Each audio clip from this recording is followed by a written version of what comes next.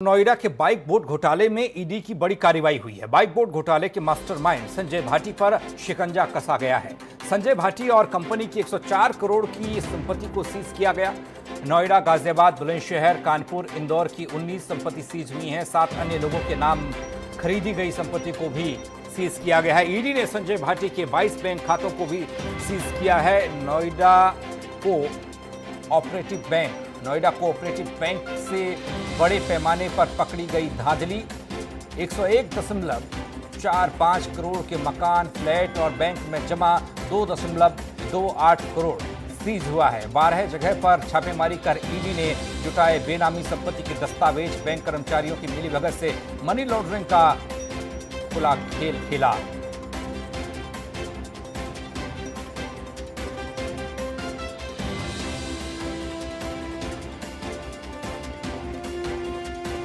गगन मिश्रा हमारे साथ जुड़ रहे हैं एक बार फिर से हमारे सहयोगी लखनऊ से। गगन, बाइक बोट घोटाले में ईडी का शिकंजा लगातार कसता जा रहा है। देखिए बिल्कुल पंकज, अभी तक ईडी लगातार गौरवान्वित जो कंपनी थी, गौरवान्वित इनोवेटिव संजय भाटी की जो कंपनी थी, अभी तक वहां पर ही सिर्फ जो भी तलाशी ली जा रही थी, कागजात खंगाले जा रहे थे। लेकिन अब सबसे बड़ी अभी तक की ईडी ने सबसे बड़ी कार्रवाई की है, क्योंकि जब से ही बाइक घोटाला हुआ था तब से ही लगातार संजय भाटी और संजय भाटी के सहयोगी ईडी के रडार पे थे और लगातार उनकी संपत्तियों की जांच की जा रही थी। लेकिन अब जब सभी पूरी तरह से संतुष्ट हो चुकी है कि संजय भाटी और उनके साथी जितने भी थे सब उन्होंने बाइक बोट घोटाला करने के बाद ही अपनी संपत्ति अर्जित की है, तो इन लोगों की लगभग 104 करोड़ की संपत्ति सीज कर दी गई है, जिसमें सिर्फ संजय भाटी नहीं, उनके अन्य कुछ साथी हैं जिन्होंने गौरव इनोवेटिव कंपनी के नाम से संपत्ति अर्जित की थी, उनकी भी संपत्ति को सीज कर दिया गया है और माना जा रहा है कि आगे भी और बड़ी कार्रवाई की जा सकती है। नोएडा कोऑपरेटिव बैंक से बड़े पैमाने पर धांधली पकड़ी गई है। ऐसे बैंकों को भी क्या चिन्हित किया जा रहा है?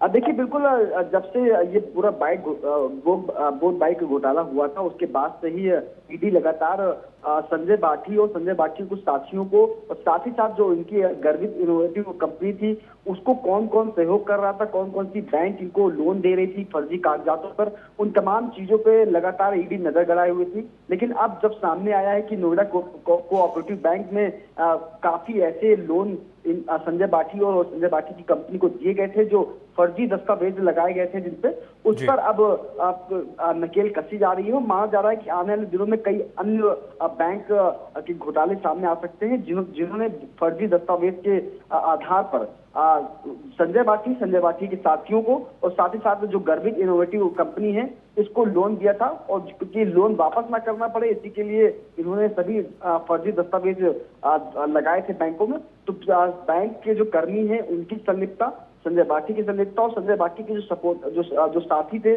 जिन्होंने अपना पूरा बोट बैंक से पैसा कमाया था, उन तमाम लोगों पे नजर टेढ़ी। गगन, जल्दी से ये जानकारी आप दर्शकों तक पहुंचाइए कि जो छापेमारी की कार्रवाई को अंजाम दिया है ईडी ने, वो कहां पर दिया है और कहां पर किस तरह की संपत्ति को जब्त किया गया है, सील किया गया है?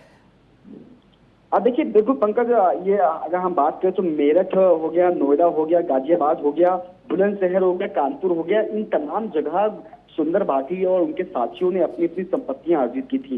ये वो संपत्तियां थी जो गर्वित इनोवेटिव कंपनी के नाम थी।